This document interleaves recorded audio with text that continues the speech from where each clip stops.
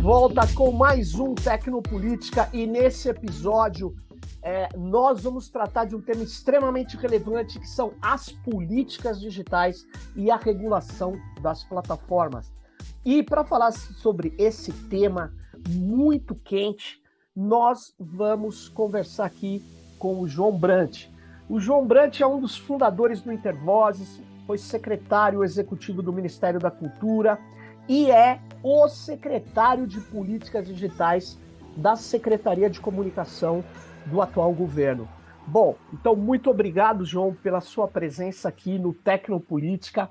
E eu vou já entrar no tema. Eu quero saber qual o papel dessa recém-criada Secretaria de Políticas Digitais. Diga aí, João. Obrigado, Sérgio. Obrigado pelo convite. Bom, a secretaria ela surge a partir do seguinte diagnóstico. Não tínhamos no governo um ambiente para pensar o tema das políticas digitais relacionadas ao espaço da comunicação, ao ambiente informacional.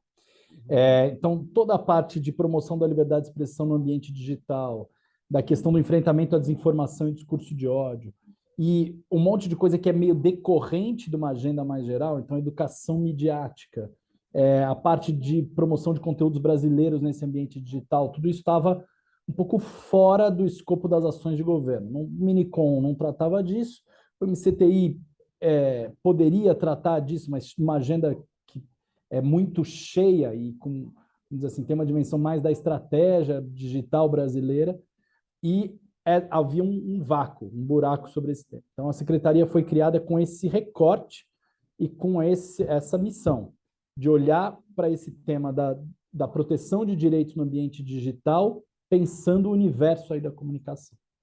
Você, João, olhando o organograma aí da secretaria que você dirige, você tem dois departamentos, né? Um que consolida exatamente o que você está falando, o de liberdade de expressão e o de direitos na rede e educação, né? E você acha que com esses dois departamentos você consegue cobrir o que é o escopo de política digital? Ou vocês já criaram para que a política digital se restrinja ao que seria um tema de conteúdo, a garantia de liberdade e ao tema da educação?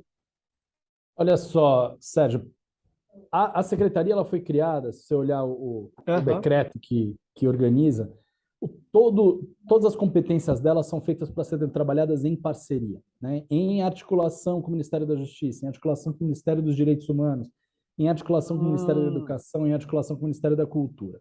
Então, ela vem, de certa maneira, reconhecendo que o digital é um tema transversal, ela sim se restringe aos temas mais conectados vamos dizer, à discussão do ambiente informacional e da comunicação, não porque, enfim, seja o único caminho possível, mas a real é que o digital hoje atravessa o governo inteiro. Sim. A gente está discutindo, e a Casa Civil vai montar um comitê para políticas públicas no ambiente digital. Esse comitê ele já tem listado 17 ministérios que precisam estar ali porque tem alguma agenda muito prioritária relacionada ao ambiente digital. O que falta hoje? Falta um nível de coordenação mais estratégica. E é isso que esse comitê que a Casa Civil está propondo vai tentar botar de pé. Olha, nós temos qual que é a agenda para o Brasil no digital? Como é que e a gente sabe que esses temas eles se conectam. Você vai discutir regulação de plataformas do ponto de vista tributário, isso se conecta com regulação do ponto de vista de mercados digitais, que se conecta com regulação dos conteúdos no ambiente digital. Então, não adianta você, assim, para tratar isso num lugar só, precisaria ser um ministério. Como não tem um ministério que vai cuidar disso sozinho, você precisa ter essa articulação transversal, e aí a ideia é realmente trabalhar o tempo inteiro em articulação, e, portanto, esse recorte que a gente fez é, de certa maneira, vestir as sandálias da humildade, é dizer assim, tá, o que eu faço com uma secretaria com 2 departamentos? Até aqui eu vou, a partir daqui não adianta eu falar, pode mandar. Não pode mandar porque a gente não dá conta. Então, nós estamos nessa estruturação, secretaria de início, né? Quer dizer, ela não tem a vantagem de não ter um legado, um passado, entre aspas, que vira um passivo, Sim. Mas, por outro lado, ela precisa se constituir, precisa conquistar legitimidade interna, externa, e é nesse espaço e nesse processo que a gente está. Agora, João, não sei, você chegou a tomar contato com a política que foi construída de transformação digital, que virou uma estratégia de transformação digital, que virou um documento que foi utilizado muito na época, eu não sei o nome exatamente, Secretaria de Governo Digital, que estava na gestão anterior do Bolsonaro. E Sim. eles se guiavam por aquela estratégia. Vocês vão fazer um documento estratégico, você pensa em fazer uma recomposição do que é considerado, vamos dizer assim, as prioridades do digital? Ou essa já é uma área que é da gestão, ou está em outra. Porque Não, é política digital, é comunicação, e é comunicação do governo, né? ó, eu acho que a estratégia digital brasileira, que é isso, está entre MGI e MCTI, ela existe hoje, a gente Sim. precisa olhar para ela, a gente, na época no ano passado, a gente chegou a fazer uma análise daquele documento.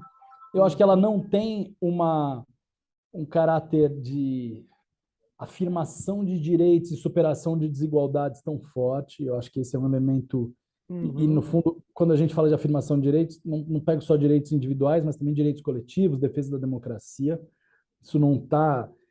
Isso vai ser discutido nesse comitê, isso precisa ser discutido nesse comitê mais geral, mais amplo. Acho que não adianta a gente pegar embaixo do braço e tentar revisar sozinho, mas a Claro. gente precisa se articular aí com os outros ministérios e ter sim um plano estratégico.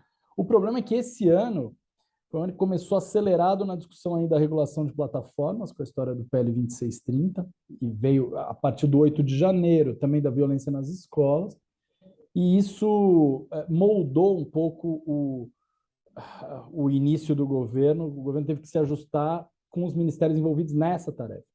E aí nós, Ministério da Justiça, a própria SRI, a AGU, pegamos para tocar, mas Legal. essa agenda não é, eu diria, começou por uma agenda muito concreta, mas ela precisa, o quanto antes, se voltar para essa agenda mais estratégica.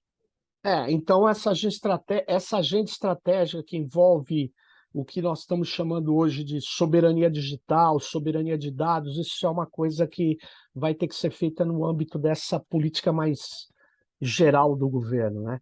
Mas então, Sim, e aí entendi. eu acho que o MCTI tem um papel-chave e a Sim, Secretaria de Governo Digital dentro do Ministério da Gestão e Inovação tem um é, papel-chave também. sim, entendo. Então, entrando no tema que é um tema bombado aqui no Brasil, João. Qual a concepção que você tem de liberdade de expressão na rede? Porque eu Olha, vou me explicar antes, porque senão eu já vou logo te dar o toque.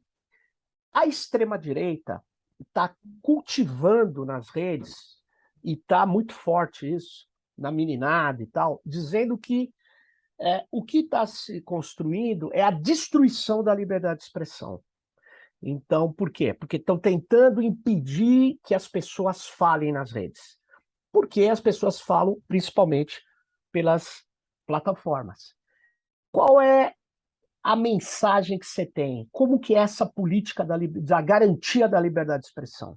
olha só, liberdade de expressão é um direito fundamental que ele tem duas dimensões. Ele tem uma dimensão, primeiro que ele vem com liberdade de expressão e acesso à informação. Eles foram constituídos juntos, tanto na Declaração Universal dos Direitos Humanos, como no Pacto Internacional de Direitos Civis e Políticos, como na Convenção Americana de Direitos Humanos, o Pacto de São José.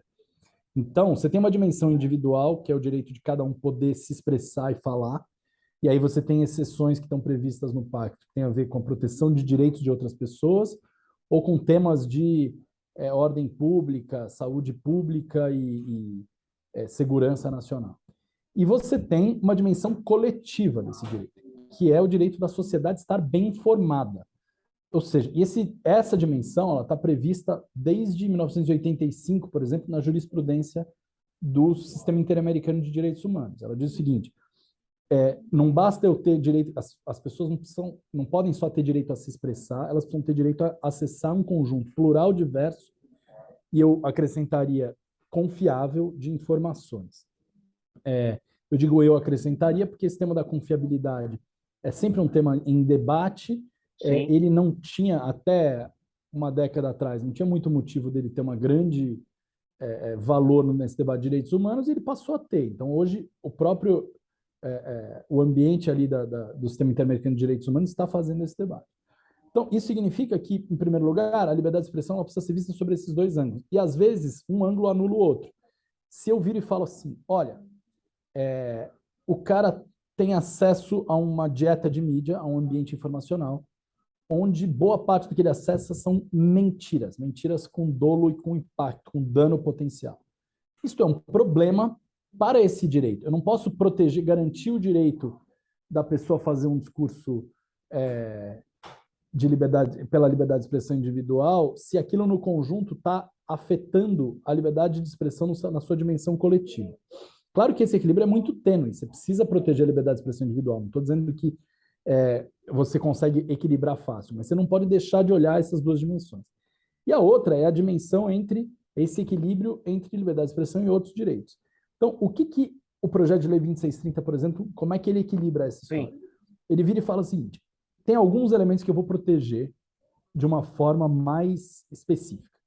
Racismo, violência contra a mulher, crimes contra o Estado Democrático de Direito, terrorismo, proteção de crianças e adolescentes, incentivo e indução à mutilação ou a suicídio, automutilação ou suicídio, e a parte de saúde pública. Então, o que eu estou querendo dizer?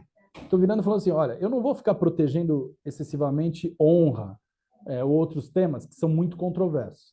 Eu vou pegar os temas que são chave, que estão definidos já como ilegais na legislação brasileira, eu não estou inventando moda, e estou dizendo, para esses temas, eu preciso que as plataformas tenham um dever de cuidado. O que é o dever de cuidado? Um dever de ação preventiva. Ação preventiva significa verificação de conteúdo antes de subir? Não. Significa monitoramento e vigilância ampla? Não. Significa eu vou fazer um paralelo que as pessoas vão entender. Eu sou concessionário de uma estrada. Sim. Eu não sou responsável pelos acidentes que acontecem na estrada, mas eu sou responsável pela sinalização, pelo asfaltamento, pela iluminação, pelo guardrail. Então, eu sou responsável por garantir as condições para que os acidentes sejam os menores, em menor número possível. Bom, se aconteceu um acidente, nós vamos ter ali o cuidado, a ambulância, essas coisas. Eu sou um hospital. Eu não sou responsável por todas as mortes que acontecem no hospital, mas eu preciso prevenir infecção hospitalar, eu preciso ter os equipamentos de segurança, eu preciso garantir que não tenha a bactéria se alastre loucamente, porque se isso acontecer, eu passo a ser responsável em alguma medida por aquilo naquele cenário. Então, o que a gente está querendo dizer é isso. É dizer, para esses temas, que são temas caros e, de certa maneira, indisputáveis, ou alguém está defendendo liberdade de expressão para ser racista na rede, ou alguém está defendendo liberdade de expressão para fazer apologia à violência contra a criança na rede. E se tiver esta liberdade, nós não estaremos juntos defendendo. Toda a liberdade de você se expressar, criticar o governo, levantar questões várias sobre qualquer assunto, essa nós estaremos parceiros, estaremos juntos. E essa não está em nenhum momento limitada pelo 2630. Então, ao contrário. Na verdade, João, então, nós estamos aqui, já tínhamos isso, né? A nossa Constituição diferencia a liberdade de expressão do conceito que existe nos Estados Unidos, né? Porque lá nos Estados Unidos pode ter uma Ku Klux Klan com base na ideia de liberdade de expressão, né? Porque lá, se ele pronuncia algo defendendo ou atacando, racializando alguém, não pode ter um outro crime, mas liberdade de expressão garante que ele fale isso. Aqui não, porque a nossa Constituição já diz que nós não aceitamos o discurso racista. Então, a Lei 2630, ela está simplesmente trazendo os elementos da Constituição e colocando como obrigação que as plataformas elas impeçam que isso prolifere nas redes, é isso? É basicamente isso. E veja, nós não temos uma expectativa de que se ela deixou, se tem algum discurso racista que passa, que ela seja condenada por isso, desde que ela esteja atuando com dever de cuidado. por isso que isso é importante. Primeiro, não está se criando uma obrigação nova.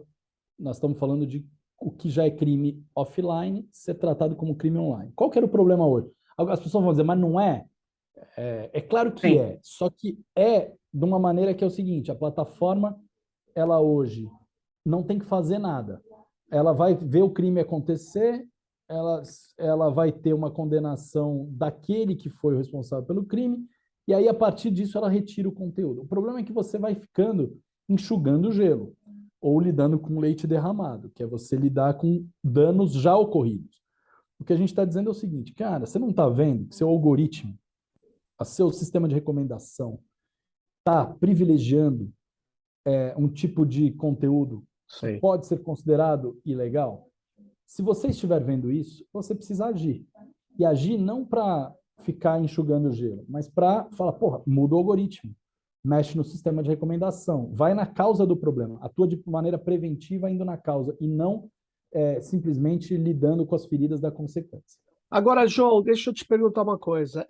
Todos esses temas, por mais que eles estejam bastante delimitados, como você bem mostrou, eles têm um campo vasto de interpretação.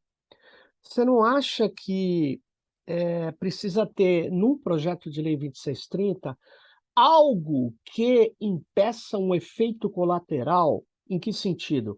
O sentido, por exemplo, que esse podcast já foi bloqueado mais de 12 vezes, inclusive com a Renata Miele, várias vezes, discussões com pessoas que acusavam o racismo algoritmizado, e eles bloquearam, e depois eles desbloquearam, tempos depois, sem dar nenhuma satisfação. Como que você, ou como que a lei lida com esse poder descomunal da plataforma? Olha, eu acho que o projeto de lei lida de duas formas. Uma que eu acho que ele já lida e já avança nessa direção de proteção de direitos. Então, eu acho que ele hoje, ao definir transparência, obrigações de transparência, e ao definir um certo devido processo na moderação de conteúdo, ou seja, você tem um conteúdo suspenso, você precisa saber por que ele foi suspenso, você precisa ter um prazo para apelar para ele voltar, você precisa ter uma avaliação específica sobre a sua apelação. Então, eu diria que você vai solucionar um pouco isso, dando e garantindo mais liberdade de expressão. Isso está no projeto já. Mas eu acho que ele pode ir além, Sérgio. Eu concordo contigo que ele pode dizer o seguinte, olha, para fins dessa interpretação aqui, do que é Sim. conteúdo ilegal, nós precisamos dizer que as plataformas digam como vão interpretar e que alguma entidade autônoma diga, beleza, é por aí. Por quê? Porque aí essa entidade vai avaliar a lista, o jeito de tratamento desses conteúdos, pensando não só em como que ele barra conteúdos ilegais, mas como é que ele protege conteúdos legítimos, legais. Isso. Isso precisa estar como uma obrigação da entidade de supervisão, e isso, se a gente colocar, já tem proposta de texto para isso, já tem um certo acordo aí com as diferentes partes para incluir algo nessa direção, isso aumenta duas coisas. Aumenta a segurança jurídica das empresas e aumentar a segurança jurídica das empresas aumenta também digamos assim, diminui o risco de sobre-remoção de conteúdo. Sim. Uma remoção que ela vai falar, na dúvida eu tenho que tirar. Não, na dúvida você não tem que tirar. Na dúvida você tem que manter. O que a gente precisa é fazer com que esse sistema funcione. O grande problema não é de todas as plataformas, em todos os temas, é que alguns temas e algumas plataformas há uma leitura que, na prática, desprotege alguns direitos fundamentais. Então, você fala, cara, o nível de discurso de ódio, de ataque às mulheres, de racismo, etc., está muito alto, com base numa leitura, como você falou, às vezes até americana de liberdade de expressão, mas também com base numa ideia. Isso não é só um problema no Brasil, isso é um problema nos Estados Unidos também. O movimento negro lá está reclamando. Assim, você tem um monte de gente dizendo, escuta, é uma avalanche de discurso de ódio, que se utiliza do discurso de ódio para um ataque racista, para uma coisa machista. Mas qual que é o problema? As plataformas, elas lavam as mãos. Elas, em certa medida, elas dizem, olha, a gente vai adotar uma medida protetiva de liberdade de expressão, então só quando há uma incitação que pode gerar um ato violento específico é que ela age, mas você está lidando com casos em que o próprio ataque online já é o ato. Claro. Então, é a discussão, na prática, assim, um discurso racista é racismo? A gente avalia que sim, a gente avalia que incitação, inclusive, ao racismo, isso está na lei sobre discriminação, no artigo 2A, se não me engano, deve ser coibida. Então, realmente tem uma leitura um pouco diferente dos Estados Unidos. Isso precisa, sim, portanto, há uma decisão da sociedade brasileira de proteger o cidadão brasileiro contra o racismo de uma maneira especial. E precisamos fazer com que isso aconteça no ambiente online também. Certo. Então, o que é importante da gente reforçar aqui é que, por exemplo, se você tem, pelo que você falou, uma instituição que garante a aplicação da lei, que vai acompanhar a aplicação da lei, o que nós vamos ter também é uma garantia da liberdade de expressão, né? Porque, exatamente. E nesse projeto de lei não falta, eu não li a última redação, tá? Eu não sei qual que eu li, mas eu li uma delas, eu achava que era a última. Mas, de qualquer forma, a pergunta vai ter a obrigação das plataformas terem responsabilidade humana caso um conteúdo removido seja reclamado, ou seja, a pessoa não concorde com a remoção, você tem uma dificuldade, não tem ninguém que converse com você. Esse é um problema clássico dos sistemas automatizados e que não é só dessa discussão brasileira. Em todo lugar do mundo, quando se discute responsabilidade, fala-se que tem que ter, sim, um contato humano. O que você pensa nisso? Você acha que isso é viável? Isso pode entrar nessa lei ou isso já está no projeto de lei? Olha só, Sérgio, tem um elemento aí. Eu acho que o fundamental é que haja uma correção a partir de uma análise humana, sim. Eu não sei, eu preciso ver aqui, posso até ver enquanto a gente grava. Não, mas... Está na última versão, porque realmente são muitas versões, as coisas vão e vêm. Uhum. A gente tinha, como governo, uma preocupação, um capítulo específico sobre sistemas automatizados. Sim. Fundo como garantir explicabilidade, como garantir que as decisões que são tomadas por sistemas automatizados possam ser compreendidas e discutidas como se fosse uma discussão, porque é uma decisão que tem o mesmo efeito de uma decisão humana, só que ela muitas vezes não tem a explicabilidade, você diz que é por machine learning e você não consegue debater. Então, eu acho que a questão da revisão por humanos é importante e, se não for garantida, você precisa garantir que, no mínimo, a explicação, ou todos os elementos que uma pessoa tomaria sejam feitos. Se eles vão dar conta de fazer isso por inteligência artificial, olha, eles vão precisar responder como se fosse um humano decidindo, e acho que isso é absolutamente fundamental para a gente conseguir avançar. Pelo que a gente está conversando, João, para que seja garantido, inclusive, uma atualização da lei, porque essas ondas de desinformação mudam de conteúdo, muitas vezes, para fazer, na verdade, uma orientação sobre a explicabilidade, sobre, na verdade, a responsabilidade que essas plataformas têm, me parece indispensável a existência de uma instituição que garanta a aplicação da lei. Essa instituição vai existir no esforço do governo, no PL 2630, essa instituição para garantir a liberdade de expressão e a aplicação da lei, ela vai estar no projeto? Olha, essa instituição, na nossa avaliação, ela precisa ter exatamente essa missão de supervisão e fiscalização das obrigações das plataformas. Ela não pode ser uma instituição de avaliação de conteúdo do Sérgio, do João, da Maria, de quem quer que seja. E isso, infelizmente, a extrema-direita atacou essa ideia de entidade como se fosse Ministério da Verdade do cacete. Isso não para de pé, entendeu? Não tem nenhuma... Nunca foi assim. Não é assim a proposta do governo, não era assim que o Orlando Silva, relator, pôs no projeto.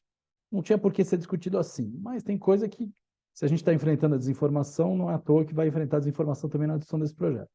Então, assim, precisa ter uma instituição olhando para as obrigações das plataformas e dizendo, Facebook, vocês estão deixando de cumprir essas obrigações de transparência. Twitter, vocês estão deixando de cumprir o dever de cuidado.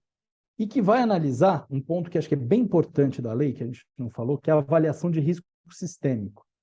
Isso é um negócio importante, é um conceito, de certa maneira, que a gente trouxe da legislação europeia, que foi aprovada recentemente, mas que é importada da discussão de regulação ambiental e regulação financeira, e que diz o seguinte, olha, a sua atividade, ela precisa entender quais riscos sistêmicos ela traz, pela sua própria natureza. Né? Então, impacto em direitos humanos, na liberdade de expressão, no pluralismo, impacto na proteção de algumas questões que são chave para a humanidade, para a sociedade, e que é meio que quase decorrente da sua atividade que você vai ter esse risco. Esse risco precisa ser anualmente mapeado, ele precisa ser apresentado num relatório de riscos sistêmicos, e você precisa apresentar as medidas que você vai tomar para mitigar ou para atenuar o impacto desses riscos, e depois você vai ter uma auditoria externa que vai entender se era isso mesmo, se eram só esses riscos, e se você fez bem o seu papel de atenuação de risco. Por que isso? Porque boa parte do que a gente está falando como problema das plataformas é um problema que vem do modelo de negócio. Então, Sim. ou você destrói o modelo de negócio, o que neste momento não é a discussão, ou você lida com o que a gente pode chamar de externalidades negativas desse modelo de negócio, ou com vamos dizer assim, os efeitos colaterais desse modelo de negócio. E aí você diz o seguinte, beleza, você quer engajamento do seu usuário, mas você não pode ficar entregando para ele, via sistema de recomendação, algo que vai levar ele sempre a um conteúdo mais radical, mais extremista, mais inflamatório. Você precisa equilibrar as discussões que o cara vai ter, o acesso ao conteúdo que ele vai ter, precisa garantir diversidade, pluralismo, confiabilidade. Então, esses elementos precisam entrar como um elemento de risco sistêmico, na verdade, que ele precisa analisar e ele precisa atenuar. Qual que é o resultado? Se isso der certo, é uma aposta, certo? De um modelo. Se isso der certo, se a entidade que vai supervisionar as plataformas fizer bem o seu trabalho, nós vamos ter um sistema cada vez melhor em termos de proteção de direitos. Agora, ô João, deixa eu te interromper para perguntar uma coisa. Eu estou ouvindo essa questão do risco sistêmico agora, e olha que curioso, né? A gente teve um avanço grande, uma tentativa de avanço, com a definição, com a exigência de relatórios de impacto ambiental e estudos de impacto ambiental. Só que na operação, isso dá um certo cuidado para montar esses documentos, né? Se gasta dinheiro para montar esses documentos, mas eu não vi uma única obra, uma única situação em que não foi resolvido, não foi aprovado com as empresas que fizeram o relatório de impacto ambiental e o estudo de impacto ambiental.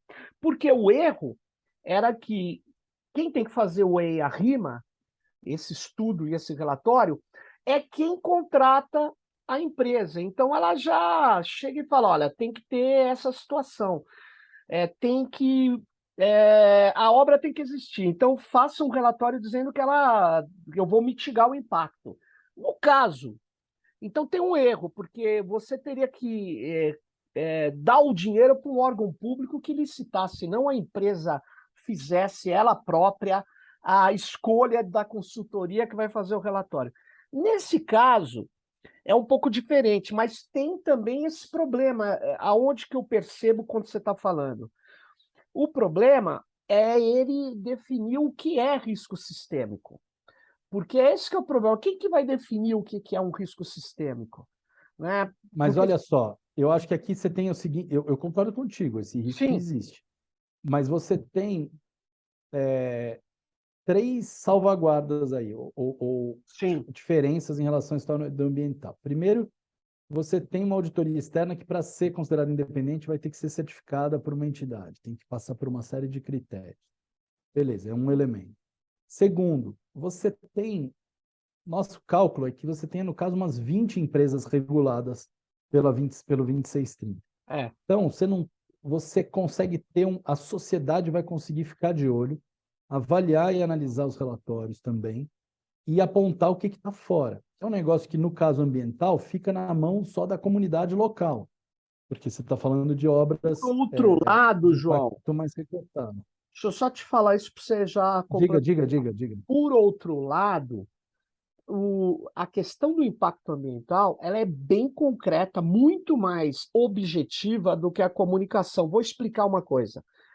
Na questão que nós enfrentamos agora, um absurdo, né, desses ataques nas escolas, o que acabou prevalecendo em muitas pessoas é que isso era fruto exclusivamente de algo orquestrado por um grupo pequeno, desconsiderando que pode ter um grupo pequeno, mas que tem um grau de violência nas escolas que é muito maior e que é muito difícil de você definir uma causa, duas causas. E tem gente que começou a dizer, basta ir na Deep Web e prender os caras, que é algo extremamente equivocado. Extremamente equivocado. Por quê? Porque você tem um grau. Você tem documentários sobre violência nas escolas na primeira década do século XXI, mostrando a dificuldade que está. Então, é difícil até mesmo eu sustentar o que eu estou falando aqui, porque eu precisaria de um conjunto de dados, um conjunto de entrevistas para poder sustentar, porque nós estamos no plano da comunicação das implicações que são muito tênues, né? Então, eu queria que você, como que você vê isso, né? E aí me responde, quem faz esse plano de riscos são as plataformas ou a agência ou essa instituição pública, ela teria que dar alguns parâmetros? Como que é Não, isso? olha só, eu concordo contigo que nós estamos num terreno muito mais pantanoso, isso tem a ver com as ciências humanas, vamos Sim, chamar claramente, né? Nós estamos os riscos têm a ver com riscos que são próprios do ambiente de informação e comunicação. certo. Ele não é uma coisa sempre mensurável. Você não vai ficar mensurando por quantos meninos morreram efetivamente no É, final do dia numa escola. Seria um absurdo. Mas, e aí eu acho que soma isso a avaliação de que não tem bala de prata, nunca vai ter. Mas não ter bala de prata não significa que você não tenha que tomar atitude em todas as frentes que você tiver. Então, o Ministério da Justiça, por exemplo, teve uma ação importante nessa história do Escola Segura. Eles foram cercando tudo que estava alcançável. Tinha Deep Web? Tinha que entrar. Tinha que entender sinais que estavam, às vezes, na Deep, às vezes na web aberta, de atores que estavam se dispondo a agir. E você teve mais de 300 apreensões ou prisões. No caso de menores, e apreensões de menores de 18 e prisões. prisões de maiores de 18.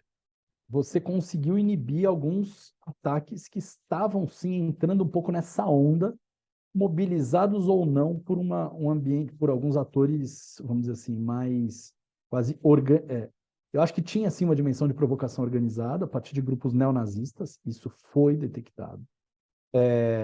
Isso não explica tudo, isso explica só que você tem, ao mesmo tempo, um ambiente assim, mas ele tem fertilidade, ele tem um ambiente fértil para crescer. Então, eu acho que nós precisamos fugir de duas armadilhas. Uma é achar que basta qualquer coisa, e de balas de prata. A outra é também ficar parado porque o cenário é complexo. E Uhum. aí vem nessa discussão da avaliação do risco sistêmico. Eu acho que o modelo como está, ele tenta cercar pelo seguinte, a empresa vem com o primeiro, com a avaliação. Junto da avaliação, ela já vai propor medidas de atenuação. O regulador precisa avaliar as duas coisas e ele precisa propor medidas que ela não tenha proposto para aquele risco. E você tem uma auditoria externa, independente, autônoma, inclusive com critérios bem rigorosos, que vai dizer que não são só esses riscos, tem mais. Você tem problema que você não trouxe aqui, você tem Sim. elementos que você não trouxe aqui. Dá para ser melhor? Não sei, assim, temos que pensar se, possivelmente, é um balanço aí de um regulador tem condição de definir todos os riscos que a plataforma causa? Não sei, mas o que tiver à vista dele, ele vai botar. E o que a auditoria externa trouxer, ele vai botar. Não, legal. Mas vai ser... assim, eu diria, nós estamos tentando cercar. E eu acho que o acerto dessa estratégia, do meu ponto de vista, é que você cerca num ponto, em vez de você ficar discutindo a moderação do conteúdo quando já transbordou o problema, você discute a causa. Por exemplo, só para matar esse ponto, as plataformas, o que elas queriam? Elas querem que tenha um notes and takedown. Elas não têm problema de retirar conteúdo. Elas não estão, o compromisso delas não é com a liberdade de expressão em abstrato. Não. Elas só não querem que altere o modelo de negócio. Então ela fala, eu vou soltando conteúdo. Se tiver algum problema, você me manda uma notificação, eu tiro. Tá tudo bem. De preferência, polícia ou Ministério Público. E a gente dizendo assim, eu não quero empoderar autoridades administrativas para terem esse papel de derrubar conteúdo. Eu quero que você gaste recurso e dinheiro entendendo o problema dos efeitos negativos do seu modelo de negócio e tentando cercar o problema antes dele acontecer e não ficar dizendo assim, se tiver acidente eu mando ambulância, entendeu? Que é basicamente o que eles estão... Não, eu entendi. Agora você foi muito, muito sintético e muito claro nessa última questão, mas é que quando você cria uma obrigação de intervenção a partir de riscos sistêmicos, eles podem ser feitos contra a democracia também. É isso que tem que ser notado. E aí eu entro na questão, você já falou que a estrutura institucional vai tentar coibir isso, mas é que eu acho que aí fica um poder muito grande nas mãos das plataformas. Talvez tivesse que ser uma coisa menos assim, que passasse menos relevância, não é o termo, mas menos responsabilidade, e o setor público não pode perder a responsabilidade é aquilo que a sua tarefa precipua, até para um liberal, que é cuidar de segurança física, psicológica das pessoas. Mas isso talvez você consiga, talvez não, mas talvez você consiga atenuar com essa instituição. E aí eu te pergunto, essa instituição, ela terá, João, uma participação da sociedade civil? Como é que você pensa que é possível aprovar a composição dessa instituição? Que vai garantir a lei? A nossa proposta do governo é dizer ali na lei que vai ter uma entidade autônoma de supervisão, de novo, que não vai atuar sobre conteúdos individuais, vai atuar sobre obrigação das plataformas, que ela teria que ter participação multissetorial, que ela tem que ser autônoma e independente. A turma tirou isso do papel. Tirou significa que não vai ter? Não, tem que ter. Para mim, tem que seguir esses mesmos princípios. Como? A gente pode discutir uma nova agência, e aí com um conselho consultivo com poder de atuar sobre aquilo. A gente pode discutir um sistema que pegue o comitê gestor da internet, pegue uma autoridade ou um conselho em que o executivo nem precisa indicar a maioria, que você componha a partir disso. Eu acho que você precisa pensar justamente esses freios e contrapesos, tanto para evitar um abuso de autoridade, mesmo que a gente ache que não tem risco, sempre é bom você poder claro que tem de equilíbrio, como, por outro lado, para conseguir ter uma expertise que está distribuída, ter uma inteligência que está distribuída na sociedade. Você precisa conseguir que isso seja alimentado por uma inteligência que está hoje distribuída. E eu vou dizer, Sérgio, eu não vejo um aumento de poder das plataformas. As plataformas já têm esse poder que a gente está dizendo sobre moderação de conteúdo, elas já têm. Só que elas fazem sem parâmetros públicos. Nós estamos impondo parâmetros públicos para elas fazerem a moderação. Parâmetros de interesse público. Mas você pode estar legalizando essa moderação que é muito ruim que elas fazem. Você pode estar o quê? Desculpe. Legalizando, tornando legal essa moderação que eles fazem, né? Mas ela já é legal. O problema é que ela é legal sem ninguém observar se ela é faz os parâmetros, sem ninguém observar impacto, sem ninguém observar transparência, sem ninguém dizer qual que é a referência que ela tem que ter.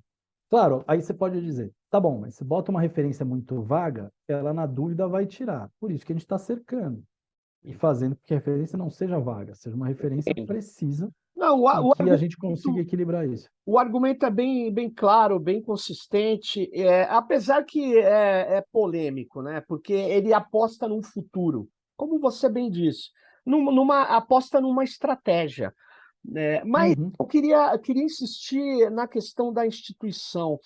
Eu temo que, se não ficar claro que instituição é essa, um órgão que já está bem estruturado é uma agência reguladora que não cuida da internet, que é a Anatel, possa se apropriar disso. Você vê esse risco? Sérgio, a Anatel está se colocando querendo cumprir esse papel. Qual Certo. que eu acho que... Por que eu acho que essa não é uma boa solução? Que a Anatel não tem, na sua tradição, no seu histórico, toda a chave de valores que são necessários para esse processo de regulação. Quem tem no Brasil? Ninguém, porque o Brasil não tem um regulador de comunicação. Não tem. Ele não tem essa tradição. Então, na Europa, eles estão passando para os reguladores de comunicação. No Brasil, não tem. E por quê? Porque esses reguladores de comunicação, eles sabem discutir pluralidade, sabem discutir equilíbrio de liberdade de Perfeito. expressão com outros direitos, sabem discutir democracia. É muito diferente de econometria e discussões de infraestrutura. São feitas em torno de outras referências. Para mim, não há um candidato natural. O ideal era a gente trabalhar um órgão novo, o Congresso está resistente a um órgão novo. Mas acho que a gente tem que fazer esse debate e conseguir fazer com que você chegue num modelo que responda às preocupações do Congresso, mas que também não improvise em torno de uma solução que, na prática, precisaria, eu diria, o problema, né, esse problema que a gente vê na Anatel, o problema de você não ter na própria instituição essa natureza de ação e de reflexão sobre esses temas. E eu acho, claro, isso é uma visão de quem está na academia ou no ativismo. A Anatel é muito complacente com grandes corporações, mas isso é uma outra coisa. Então, você tem um problema, porque não necessariamente precisa ser uma agência reguladora, né? Você pode ter um órgão de fiscalização que não é uma agência. Esse modelo de agência, ele está em crise em vários lugares do mundo. Mas, enfim, isso é uma discussão bem complexa, mas eu acho que vocês vão ter que travar aí. Mas, João, a gente está chegando aí a um bom tempo Vou aqui. precisar fechar É, aqui, eu desculpe o vou, corte. eu vou precisar que você dê a sua palavra aí final, você coloque coisas que você acha importantes desse debate regulatório que ainda você não falou, que talvez sejam importantes, e aí a gente encerra esse episódio. Diga aí, João. Olha só, eu acho que o 2630 ele veio numa agenda meio urgente, porque a própria Câmara, o presidente Arthur Lira, o relator Orlando Silva avaliaram esse tema, está em debate há 3 anos, nós queremos tocar por aqui. O governo deu suas contribuições, o relator incorporou uma boa parte delas, mas não é um projeto do governo. E aí não é um projeto que a gente teve governabilidade para discutir tempo, audiência pública, consulta, Claro. enfim, debate mais organizado com a sociedade. Acho que isso é uma perda do projeto. E acho que nós temos que entender agora se o projeto vai passar ou não vai passar. Se ele passar, e acho que está sendo feito um debate aos trancos e barrancos, acho que nós temos condição de ajustar o caminho e definir essas questões no detalhe a partir de uma regulamentação. Se ele não passar, acho que a gente tem uma oportunidade de colocar o debate, a bola no chão de novo. E aí vamos fazer... não faz sentido nenhum o Brasil não ter um elemento de regulação. O mundo inteiro discute estratégia de regulação. Ele precisa cercar esses problemas todos que você falou, e acho que nós temos toda a condição de retomar a conversa, se o 2630 não passar agora, em termos, digamos assim, com a bola no chão. Mas eu tenho certeza que a Câmara, e que há interesses que vão fazer com que o projeto possa prosperar, e se não for agora, daqui a um tempo, porque nós estamos falando da proteção de direitos muito importantes, e nós estamos falando do Supremo Tribunal Federal, discutindo a questão da responsabilidade das plataformas, em termos, inclusive, mais duros do que estão propostos ali. Então, eu acho que se as plataformas querem um debate equilibrado, eu acho que vai ter que ser a partir desse debate no legislativo brasileiro. Precisa regular as plataformas, isso é mais que claro. Mas, pô, João, muito obrigado pelo seu tempo aí, Eu agradeço agradeço, Sérgio. e vamos nessa, e vamos torcer e vamos trabalhar para aprovar a melhor lei sobre a regulação das plataformas. E sucesso aí, parabéns e vamos em frente. Fique ligado Valeu, aí. Sérgio. Valeu para quem Valeu. estava aqui com a gente. Abração. Fique ligado no próximo Tecnopolítica. Bye, bye, pessoal.